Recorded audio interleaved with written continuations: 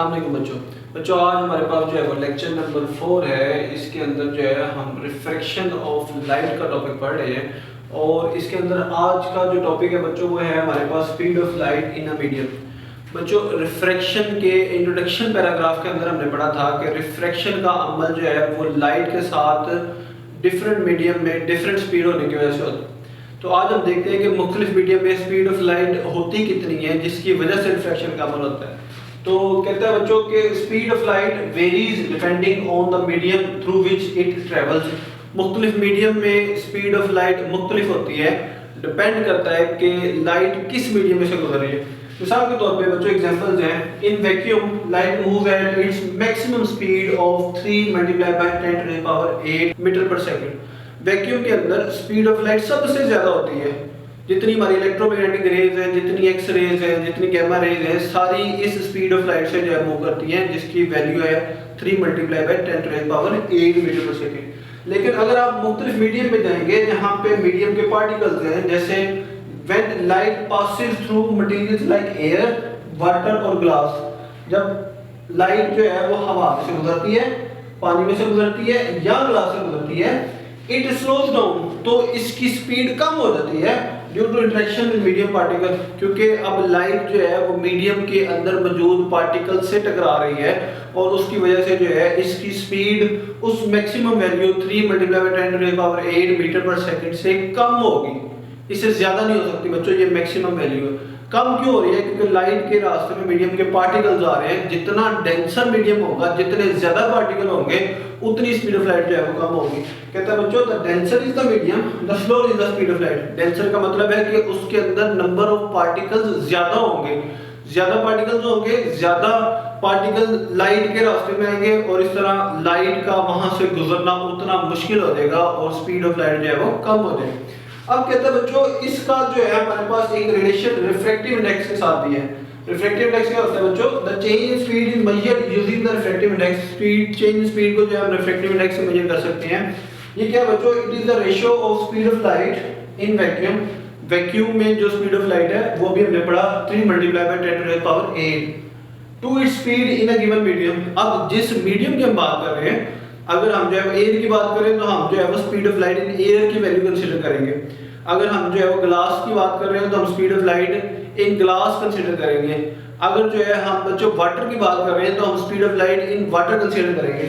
तो ये बच्चों हमारे पास रेशियो है जिसके अंदर हम जो है वो रेशियो लेते हैं speed of light in vacuum 3 multiply by 10 to the power 8 और speed of light in any medium जिसमें से जो है वो लाइट गुजर रही है, उसका कंपैरिजन जो है बच्चों हमें रिफ्रैक्टिव इंडेक्स बताता है। इसके अलावा बच्चों हमें रिफ्रैक्टिव इंडेक्स क्या बताता है कि जो रिफ्रैक्शन का अमल है वो भी हमारे पास जो है वो इस स्पीड ऑफ लाइट की वेरिएशन की वजह से होता है। कहते हैं the variation in the speed of light when it moves between different material is what causes refraction और द बेंडिंग ऑफ लाइट। बच्चों पिछले टॉपिक के अंदर हमने पढ़ा कि जब लाइट एक लाइटर मीडियम से डेंसर मीडियम में जाती है तो अपने रास्ते से बेंड हो जाती है। उसकी वजह क्या है कि लाइट जब एक मीडियम से दूसरे मीडियम में जाती है तो उसकी स्पीड ऑफ लाइट जो है वो कम या ज्यादा हो जाती है। डिपेंड करता है कि वो जो है वो लाइटर मीडियम से डेंसर मीडियम में जा रही है या डेंसर मीडियम से लाइटर मीडियम में जा रही है। तो ये बच्चों हमारे पास जो है वो स्पीड ऑफ लाइट का एक छोटा सा जो है पैराग्राफ आपकी बुक में लिखा है जिसको हमने जो है पॉइंट्स की शक्ल में एक्सप्लेन कर दिया है। अब जो है वो इसके बाद रिफ्रैक्टिव इंडेक्स को जो है वो दोबारा से आपकी बुक वाला जो है एक्सप्लेन करता है, उसको जो है आप स्टडी करेंगे। अच्छा बच्चों हम जो है वो दोबारा से रिफ्रैक्टिव इंडेक्स की डेफिनेशन करते हैं क्योंकि आपकी बुक में जो है वो रिफ्रैक्टिव इंडेक्स का एक छोटी हेडिंग के साथ जो है वो छोटा सा टॉपिक लिखा हुआ है, उसको जो है हम एक्सप्लेन करने की कोशिश करते हैं। तो पहले बच्चों डेफिनेशन है, it is defined as the ratio of speed of light in air और vacuum c to the speed of light in a given medium.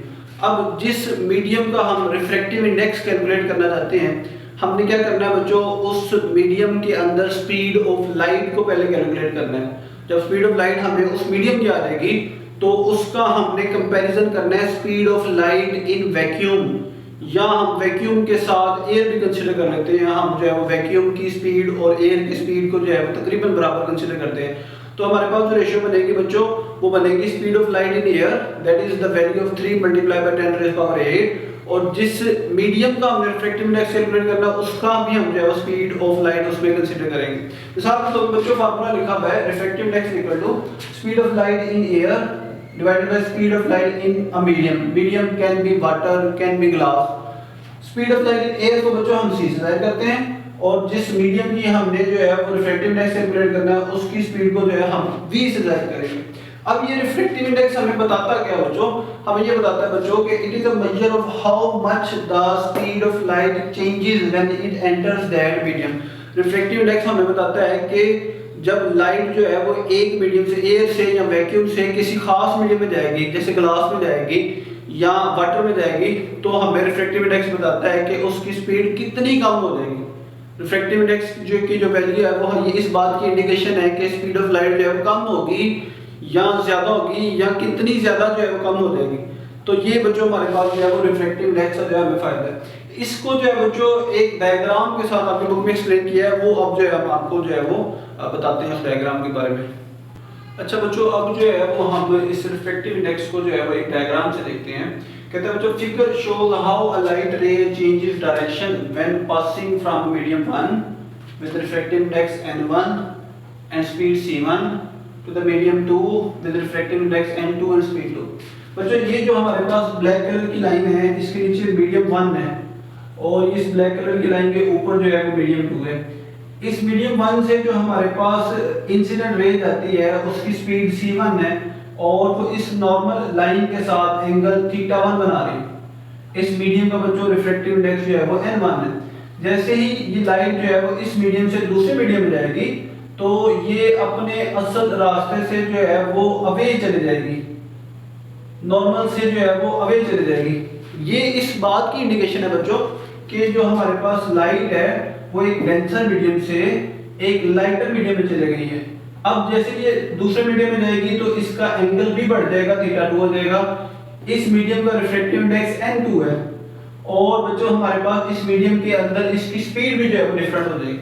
तो कहता है कि बच्चों के हमारे पास जो है वो लाइट जब एक मीडियम से दूसरे मीडियम में जाती है तो उसका एंगल भी चेंज हो जाता है और उसकी स्पीड भी चेंज हो जाती है। और ये दोनों इस वजह से होती हैं क्योंकि एक मीडियम का रिफ्रैक्टिव इंडेक्स दूसरे मीडियम के रिफ्रैक्टिव इंडेक्स से जो है वो डिफरेंट होता है। इसी तरह कहते हैं बच्चों the angle θ1 that is the angle of incidence and the angle θ2 that is the angle of refraction. Angle θ1 angle of incidence, angle θ2 that is angle of refraction. Demonstrate how light bends according to Snell's law. ये हमें बताता है कि light किस रास्ते में जा रही थी और किस तरह जो है वो लाइट अपने रास्ते से जो है वो बेंड हो गई। और ये बच्चों हम पीछे स्नेल्स लॉ के अंदर जो है पढ़ के आए हैं जो कि हमने रिफ्रैक्टिव इंडेक्स के लिए पढ़ा था।